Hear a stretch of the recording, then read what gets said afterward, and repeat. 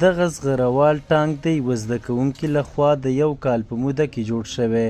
چې د 2 کیلومترو په واټن کې د هدف ویشتلو وړتیا لري.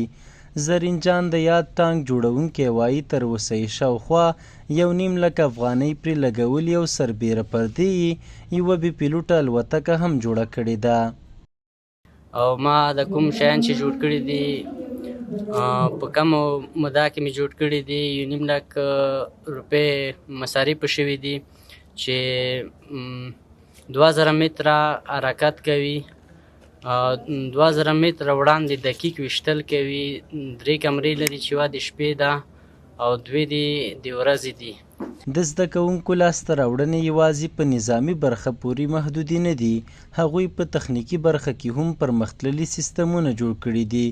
د سرو زرو موندلو آله د دې زده کوونکو د مهمو نوښتونو له ډلې ده چې د 10 مترو په ژوروالي کې هم له خاورې د سرو زرو تشخیص وړتیا لري.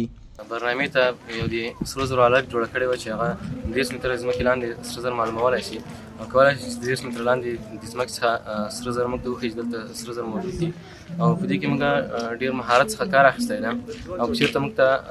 زمینه مسایل رسي موږ کولی شو چې د دې څخه لاندې زور نور شیان هم معلوم کړو لکه مس او المونیم او داسې نور. په همدې حال کې د پکتیا پوهنې ریاست مسؤلین وایي د نوښتګرو زده کوونکو ځانګړی ملاتړ کوي. د دوی په وینا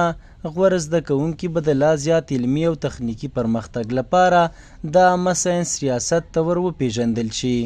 دا نندارتون موږ جوړ کړی د دې دپاره و چې موږ هغه شاګردان چې هغوی ښه پروژه ترتیب کړې وي او ښه نوښت یې کړی وي